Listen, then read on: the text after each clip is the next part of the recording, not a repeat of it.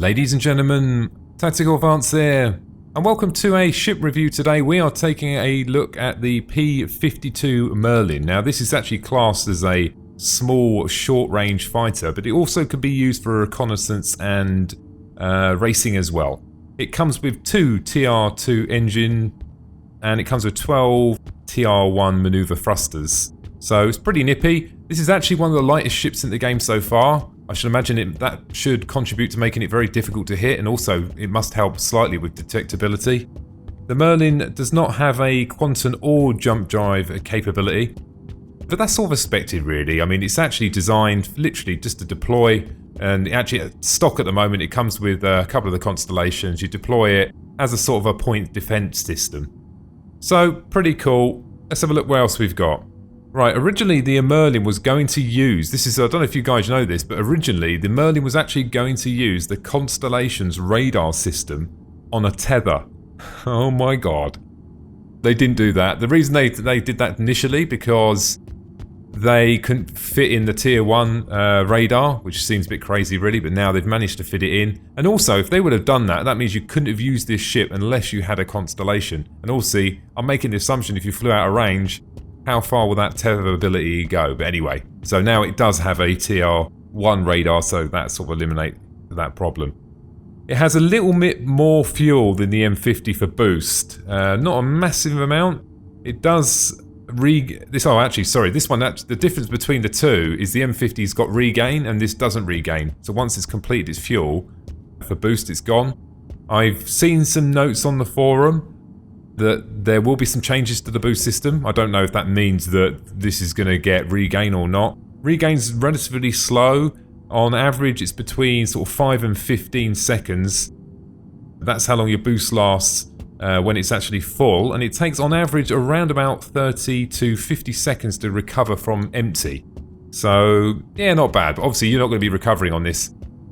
If you're short range, it sort of makes sense, really. You just deploy, use your boost, take out the target that's there, and then you come back to your docking port. And I'm making the assumption as well, the docking facility on the Constellation will refuel it as well. So, you know, once you're docked, you'll be ready to go. So, pretty cool. It's actually on sale at the moment for $24 on the pledge store, so if you're interested in getting one, pop over there. The Constellation Phoenix actually comes with a P-72 Archimedes fighter. Now the Archimedes fighters is pretty much, I want to say pretty much the same as this one, but souped up. It's got slightly better weapons as well. And one of the conversations that are happening at the moment, and it hasn't yet been confirmed, will the Archimedes actually have a quantum drive? So that, and junk capability. That'd be pretty cool, wouldn't it? So they haven't actually confirmed. They haven't actually said no yet. So we'll have to wait and see how that turns out. Pretty impressive, really. If you think about the Archimedes is going to be sort of the next one up from this one. You do look at it and think, wow, how are they actually going to make one better than this? It's going to be a big challenge there, I think. So let's take a look around and see what we've got. We've got some lights on the front here, and you can see the maneuver thrusters there. But we didn't actually talk about the weapons as well. It comes with 2 times size 1 laser cannons, which you can see on the wings there. The wings fold out.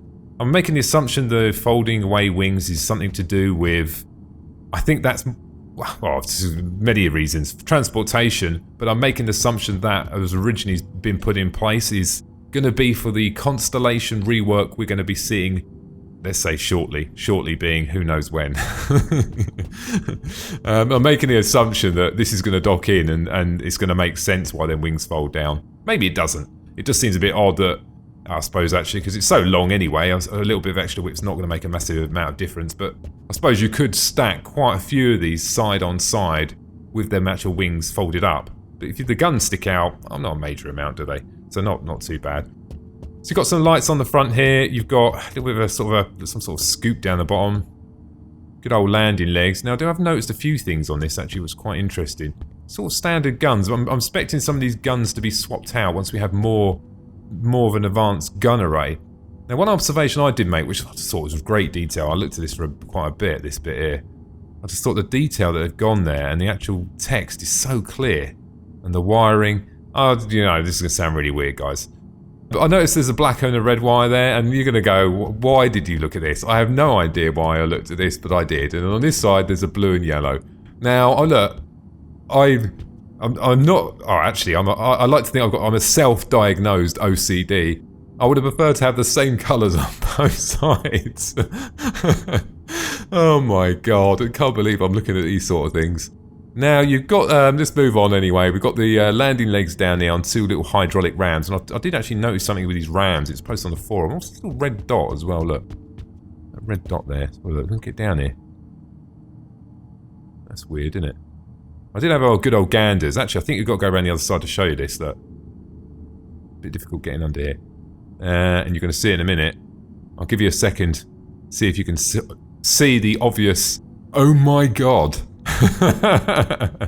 And the oh my god is, it says there, PSI max, 6,500. I mean, if you, that's just a phenomenal amount of PSI. I mean, I'm assuming it's saying that it can take an impact of 6,500 PSI. I mean, that's enough. My god, it just fired that shock absorber directly through the crew compartment, or the cockpit, sorry. Lots of detail under here, pretty much not really necessary really, but they've gone all out anyway. It looks pretty cool. Get out of this weird position. Get up. He's gonna get up. Oh, he's getting up. There we are. He's up. You've got a little. There's actually a hatch on top. I don't know if we can't really see it. When we get inside, I think that's where all the modules go. There's a hatch. Just in front of the cockpit there. That lid lifts up. You can actually see it in the actual brochure as well. Nice lights on the wings there. No step. Don't step on, I'm assuming. Now, I've just noticed something, guys. Okay, this might be me getting pedantic again. When the wings come down, is that really what's what's holding it on? Just that one hinge? Maybe that's enough, I suppose. Moving around this side. I'm going to maneuver thruster there. Fantastic looking engine. Absolutely awesome. Looks really cool. We've seen these before. Fidelity and detail on these things just look great. Arrows there. Oh look, what's that there? What's that say there? Oh look, it's branded. It's pretty cool, isn't it? I didn't notice that before. Right, let's hop in. It's not really obvious where you get in here, is it? I suppose you sort of walk up this way and you start fishing around. It's not obvious, is it? It's the whole thing about the door thing. I wish they put that. Still, you know. Oh, there we are. I mean, does that make sense? Okay, fair enough. Yeah, I suppose it makes sense now. You know this. Sort of wanted to step back so you can see that. Let's see if we do the insert while I'm climbing in. There we go. Check this out. Whoop. A few sound effects there for you guys. There we go. Lid closing. Now, this is actually a sort of a... You can see that front compartment there now. I don't know if you can see it. We'll just zoom in a little bit. I can't zoom... Won't let me zoom in that far, but... there's a front compartment there. I think that's where all the modules and all the stuff go. It lifts up, anyway. One of the sort of... I suppose you could say one of the advantages this does have over some of the very, very small ships. The fact that it has 1 times size 2 Tiger Street. So, this is so cool at the front there, doesn't it? That actually pops up. It lifts up. I'm assuming these red bits we're seeing, guys, is a bug, because maybe I'm wrong. It looks a bit weird. The actual gun sort of lifts up and then rotates around. Now, as I was saying, the advantage it has both types of weapon. It's got projectile and energy weapons, which is definitely a good thing. So, pretty cool there. I don't know what these other things are on the top there. Let me see them. I'd like to see, wish we could see in that, maybe climb on top. I still want my Star Citizen ladder. What else we got around here? Let's have a look. Looks so cool, doesn't it? Really does, doesn't it? It's quite surprising. When you walk round it, it looks actually pretty small, but when he's sitting in it there, actually, pretty big actually. Well, I say pretty big, I mean, we won't go that far, I suppose, but... On this side, nothing amazing there, really, just another manoeuvre thruster. Oh, let's pop inside now, let's have a ganders in here. Actually, we can have a closer look here. Actually, I don't know if you've noticed as well, it's one of the very few not to actually have tinted glass. Some of them have anti-glare glass, don't they?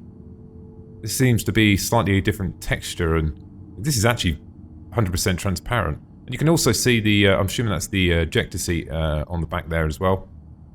Pretty cool. Not much room in here really to do anything other than just fight, I guess. And then inside, this is actually one of, well, I think the Aurora was one of the first ones to have the first heads-up display, because none of the other ships have them, the proper ones yet. This is the one that pretty much, this and the Scythe are the first one to have their own heads-up display put in place. I don't know what I think of it yet. Let's have a quick look around in here first of all. Carpet down. There's quite a lot of leg room. My legs look a bit funny. they actually bent? I don't know. It's painful to me. God, looks like I've been working out at the gym as well. Yeah, it looks pretty good. I'm still not 100% sure. I mean, I've been using the Merlin in some fighting, but I don't know. Initially, you think that this section at front could be quite intrusive, but it's not that bad. You get used to it after a while. It's not that bad. Just comparing to some of the other ships, because they do have a lot more visibility and so on. Canopy, it's almost like it's not there. Looks pretty cool. And let's hop out now. I'll try and do it in this view so we can have a look. So where there's the door? Something outside, isn't it? See if we can catch. Actually, do it from the top. Let's see if we can catch this animation when you get out. Right, here we go. Is he going to get out? There we go. Just press insert again. Catch him quickly. That's not going to let me do it. You can actually see there's a little bit. There he is. Try to pull back quickly there so we can see that. A little bit pulls down. I think there's a bit underneath actually. It's just, I wish we could just not go into a different view. Let's just try one time. Just not get in. No, it's going to pull me in. It's a weird sort of step function, isn't it? Surprisingly, it doesn't have that step. Oh look, the seat looks nice when you get in as well. Surprised we don't have that sort of seat function on the other side. Sorry, that step. Sorry, the door function on that wing, so you can get in both sides. I suppose it doesn't really matter, really, but if you're a first time to this ship, you'd probably take a couple of minutes to understand how to actually get in it. So we'll just jump out again. It's almost like a little. It's only like a little step ladder thing, and it just folds up. It does look pretty cool. Okay, so I think we've pretty much summarised it there, guys. Now, I suppose the last thing, really, for the guys that are actually going out and buying this ship, what are you actually going to use it for? If you haven't got a Constellation, which you can dock and deploy it from, what are you going to use it for? Obviously, you can use it, you can deploy it from some of the large capital ships and so on. Obviously, you can fly outside of your hangar and go and do small missions and racing. You could transport, that actually is quite a lot you can do, but it'd be interesting to hear what everyone else is actually going to be using it for, other than, I suppose, just a close-range fighter. For me, I would actually probably just bought one just to collect the thing, because I mean, I bought the little M50 because it just looked awesome, and this thing just looks so cool that for $20, I thought, well, think about some of the other games in the past that you've bought things in-game for like $20. I think this is worth, to me, my $20 or $24 if you want to call that. So fantastic. Anyway, ladies and gentlemen, that's everything from me today. I hope you enjoyed the video. Thanks for watching, and don't forget to subscribe. Bye now.